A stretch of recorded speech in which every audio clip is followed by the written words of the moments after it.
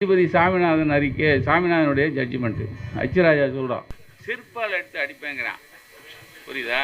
அந்த வாய் முன்னாடி என்ன சொல்லிச்சு? ஹைகோர்ட் ஆகுது மயிராகுது. அதே வாய் இப்போ ஹைகோர்ட் ஆர்டர் போட்டுச்சு, அதை ஒவே பண்ணாதவன செருப்பால் அடிக்கணுங்கிறான்.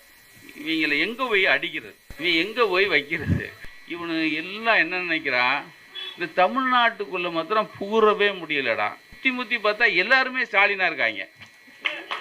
திருமண பக்கம்லாம் ஸ்டாலின், திருமண பக்கம்லாம் திராவிட மாடல்னா வாட் இஸ் திராவிட மாடல்? வெங்காயம் இதாண்டா திராவிட மாடல். நான் நம்ம சிஎம் எத்தனையோ நடவடிக்கை எடுத்திருக்காரு. எனக்கு திருப்பரங்குன்றத்தில் எடுத்த நடவடிக்கை ஹேட்ஸ் ஆஃப் சார். அது உண்மையிலேயே கில்லி மாதிரி. நான் அந்த கில்லியே சொல்லலை, இந்த கில்லி மாதிரி ஆரம்பமே இங்கே அடித்த அடி இருக்குல்ல, அவன் வாழ்க்கையில் இனிமேல் தமிழ்நாட்டை நினைச்சே பார்க்க முடியாத மாதிரி அடி.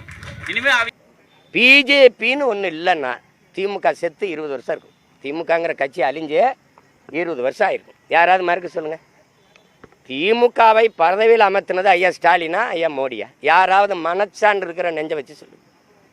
திமுக கட்சி உழைச்சி வந்துருச்சா? பாரதிய ஜனதா வெள்ள வச்சிருக்கா? பாரதிய ஜனதா வந்துடும், பாரதிய ஜனதா வந்துடும். குடுகுடுப்பக்கார மாதிரி ஊரோட அடிச்சுட்டு கத்துனது யாரு?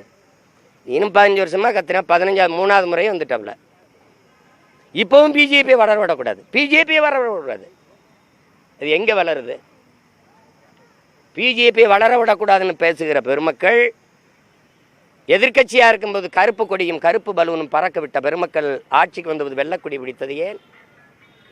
எதிர்கட்சியாக இருக்கும்போது கோபேக் மோடி என்று முழக்கத்தை வைத்த நீங்கள் ஆட்சிக்கு வந்தபோது வெல்கம் மோடி என்று முழக்கத்தை முன்வைத்தது ஏன்? எனிமையாக இருந்தவர் அதிகாரத்துக்கு வந்த பிறகு ஸ்வீட் எனிமையாக மாறினது எப்படி? எப்படி அமலாக்கத்துறை சோதனை வந்தது, அது அமுக்குன மாதிரியே ஆக்கமாயிருச்சு. எப்படி அமைதியாயிருச்சு? எப்படி வந்தார்கள், சோதித்தார்கள். சரி, என்ன நடந்தது? யாருக்காவது சொல்லுங்கள், நீங்களாம் சொல்லுங்கள்.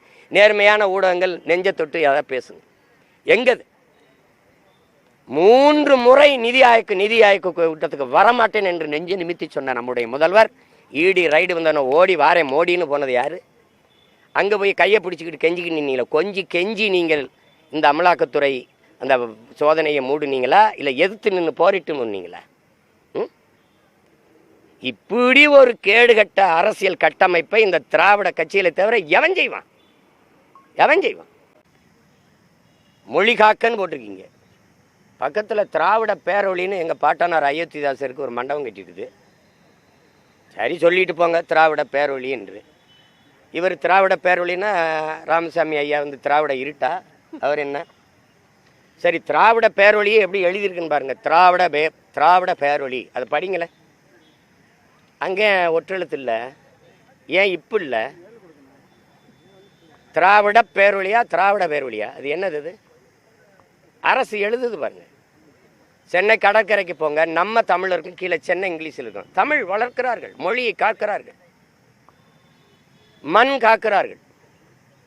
இவ்வளோ காலம் என்ன பண்ணாங்க? அள்ளி விற்று திண்டு கொண்டு இருந்தார்கள். எந்த ஆற்றில் மண் இருக்குது, எந்த மலை இருக்குது? போகும்போது மலை மணலாக எத்தனை பாரவந்துகள் போய்கொண்டிருக்குன்னு பாருங்கள். மண்ணை காக்கிறார்கள், மானம் காக்கிறார்கள். மானத்துக்காக உயிரை விட்ட ஒரு இனக்கூட்டத்தை மானங்கட்ட கூட்டமாக மாற்றி நிறுத்தி விட்டுட்டு இலவச அரிசிக்கு 500க்கும் 1000க்கும் கையேந்த வச்சுவிட்டு வேட்டி சேலைக்கு இலவச திருமணத்திற்கு ஏங்கி நிற்க வச்சுவிட்டு பிச்சைக்கார கூட்டமாக மாற்றி நிறுத்திட்டு மண் காக்க மொழி காக்க மானங்காக்க எப்போ வர்றீங்க? எப்போ வர்றீங்க? உங்களுக்கு என்ன பிரச்சனை அப்படின்னு? பிரச்சனையே 60 ஆண்டுகளாக நீங்கள் தான். உங்கள் அப்பா, இப்போ நீங்கள், அடுத்து இப்போ உங்கள் மகன், நீங்கள் தான் பிரச்சனை.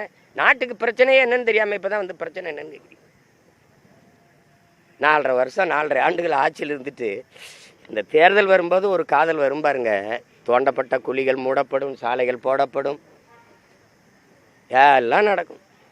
விளக்குகள் மின்சாரம் அணையாமல் கொடுக்கப்படும். இதுதான் என் உடன் பிறந்தார்களே தேர்தல் அரசியல், கட்சி அரசியல்.